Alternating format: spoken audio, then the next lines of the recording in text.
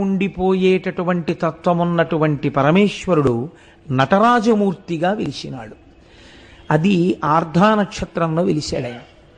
నటరాజ తత్వము చాలా చిత్రంగా ఉంటుంది. మీరు చూడండి, నటరాజు ఒక చేతిలో ఢమరుకని పట్టుకుంటాడు. ఆ ఢమరుకని కదిపితే దాంట్లోంచి శబ్దం వస్తుంది. అది సృష్టికి ప్రతీక. నవ్వుతూ ఉంటుంది ముఖం, అది స్థితికి ప్రతీక. ఒక చేతిలో అగ్నిహోత్రం ఉంటుంది, అది లయకి ప్రతీక. ఒక పాదం ఈ మాయా అనబడేటటువంటి రాక్షసుణ్ణి తొక్కి పెట్టి ఉంటుంది. ఒక పాదం ఇలా పైకి లేచి ఉంటుంది. అంటే బ్రహ్మమును పొందడానికి ప్రయత్నించు అని చెప్తుంటుంది.